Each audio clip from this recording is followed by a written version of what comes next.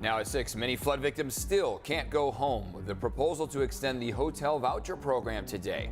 Plus, why millions more gallons of sewage are flowing across the border starting today. It escalated immediately. It was 0 to 100 immediately. A wild scene caught on camera involving the owner of a Lamborghini yacht in San Diego. You're watching CBS 8 Mornings at 6. Thanks for joining us here at 6 a.m. on a rather wet start to your Tuesday. I'm Eric Connors. And I'm Netta Irampur. Yeah, it's kind of annoying, right? The clouds with the little raindrops coming out of them. It's a marine layer. No major storm system. Like a mister squirting at you. Exactly, a mister. And it will just cause that dampness overall and slick roads. So be careful. We do have no issues as far as fog is concerned, as far as these weather stations. So Carlsbad, Ramona, Miramar, they're lower than 10-mile visibility, but not super low. So I think your commute should hopefully be okay. But again, the roads are wet out there because of the marine layers. So just be advised. You'll want to take it easy, not go too fast. The actual raindrops where it's measurable, that's all to the north of us, staying way up north. So we're just getting cloud coverage. That's your kind of day that we can expect, cooler and cloudier. Your full forecast in just a few minutes.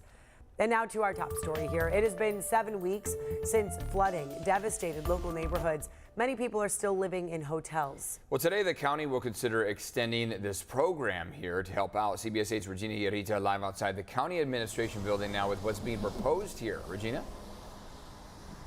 Yeah, good morning, Eric and Netta. Look, we know that it's been nearly a month and residents are still struggling to get back on their feet. Flood victims are trying to figure out what's next. Now with this hotel voucher, the ones that they have, it could come to an end. So they obviously fear that this could also bring another concern, again, making them feel like they will be homeless all over again. So the county will consider extending hotel vouchers for flood victims until May 11th, which will require $6.6 million from the General Reserve.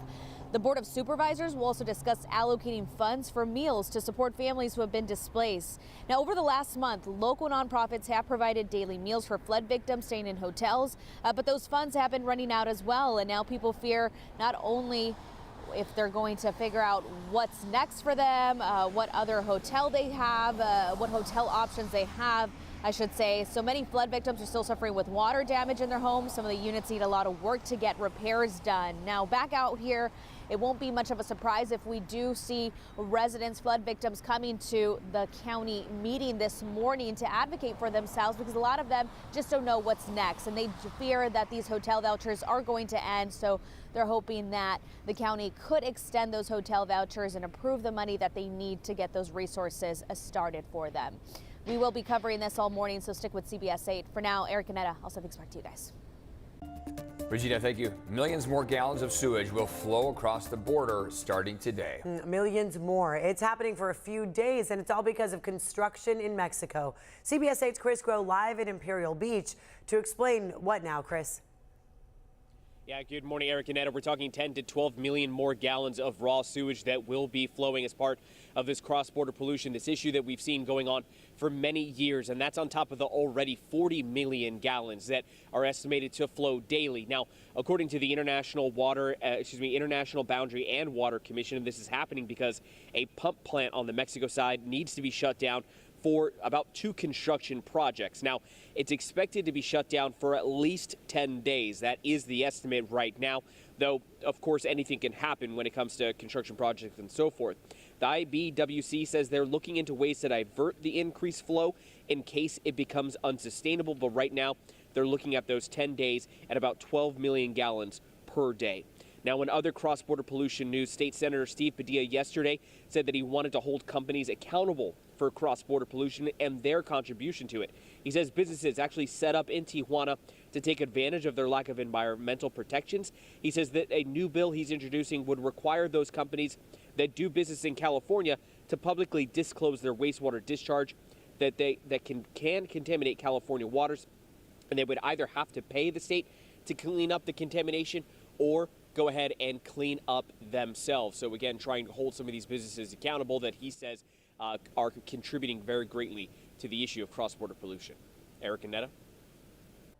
All right, Chris, thank you. New this morning, the second suspect wanted in the murders of a young mother and her daughter in Massachusetts has been arrested right here in San Diego. 27-year-old Jajon Belnavis was arrested by U.S. Marshals yesterday after a traffic stop. Police believe he is involved in the shooting deaths of Chastity Nunez and her 11-year-old daughter Zella. Authorities are working to get Belnavis back to Massachusetts, where he and another suspect will face murder charges. Officials say a La Mesa woman died in Lake Havasu when she jumped off a boat and drowned over the weekend.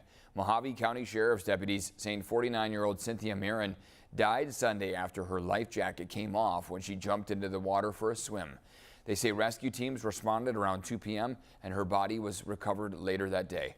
A GoFundMe page says she leaves behind 3 children and 2 grandchildren. And now this morning, residents are raising concerns after a man was seen carrying an axe in Mission Hills and in Hillcrest.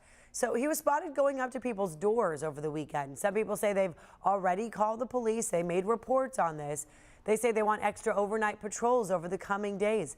CBS 8 also reached out to police to find out if this man with an axe was detained. We are still waiting for a response. Today, the man accused of killing a local dentist will be back in court. Benjamin Harouni was killed in a shooting at Smile Plus Dentistry in El Cajon last month. 2 other people were hurt in this. Here's a picture of the dentist. Prosecutors say the suspect, Mohammed Abdul Karim, who was in court there, was a patient who was, quote, dissatisfied and displayed erratic behavior. Right now, a man is facing life in prison after being found guilty of killing his ex-girlfriend's fiance. A jury convicted Jesse Alvarez of shooting and killing Cathedral Catholic High School teacher Mario Fierro in February of 2021. Alvarez claimed it was in self-defense, but evidence against him included internet searches that he made before the shooting on things like how to kill your ex-fiance and how to kill someone with a handgun. Sentencing is set for May 10th. This morning, the owner of a Lamborghini yacht here in San Diego is apologizing after this confrontation caught on camera here. It happened on Sunday. An employee at the Marriott Marina told Ace Rogers he couldn't pick someone up at the private dock. Joseph Holt says things escalated and Rogers threatened his life. I will kill you. He was saying, I will kill you, like over and over. I'm a minimum wage worker, and he was commenting on... He was saying that? Yeah, on my status of who I am just because of my job. He was saying, I'm nobody, I'm nothing, I work a silly job. He said that he knows people, he has connections, and he can change my life and ruin it. Rogers says Holt threw $100 bills at him and even dropped his pants. In a statement, Rogers says, quote, I apologize for my actions and to those who witnessed the unfortunate exchange. Harbor police say they responded to a call of a possible intoxicated vessel operator, but he was gone when they arrived.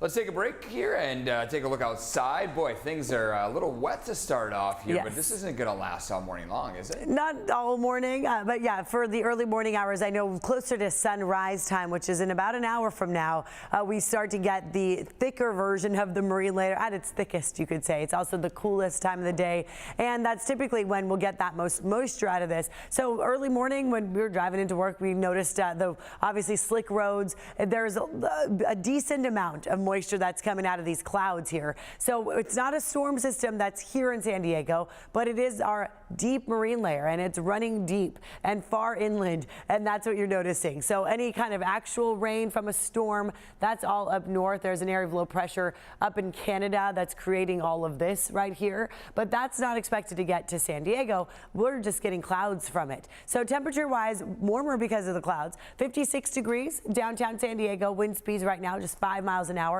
Expect the winds to pick up later today. Afternoon highs look like this: 60 for IB, 64 in San Ysidro and Chula Vista, National City, and La Mesa. 66 degrees in Santee, 62 in Mira Mesa. Low 60s to mid 60s. That's pretty much what we're going to get. Very similar numbers to what we saw yesterday afternoon for those highs. In the mountains, you'll be in the low 50s. In the deserts, whew, it is beautiful out there right now. Mid 70s. So yeah, might be worth a midweek trip to the deserts to go check it all out. Here's that area of low pressure. So as I mentioned, it's way up north in Canada, but as you see, the rain's coming in to parts of California already because of it, and it's going to go this direction, and then it might hang out west, which is very rare. We don't typically see systems do these kind of things to go east and then back west, but it could do that. And if it does on Friday, it could hover right around Nevada, Arizona, California, and we're right there. So we could see some rain on Friday now because of this so-called inside slider. That's the term that's being used about something that goes inside and then slides right to us. But let's take you now to traffic and show you what's going on. As I mentioned earlier, because of that moisture from the marine layer, we do have wet roads, so give yourself plenty of extra time. It does not look like anything's really slow going quite yet, although the 52 westbound, right around this time, we start to see backups between the 125 and the 15. It will take you 8 minutes, but speeds are still doing okay.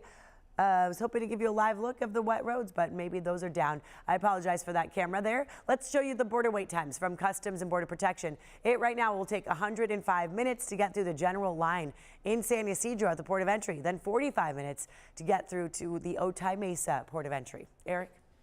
Still had the aid on the way to Gaza here this morning. Plus, does ousted Chula Vista Councilwoman Andrea Cardenas still have a chance at getting elected? We have the latest results. And color exploding at the Anza Borrego Desert State Park.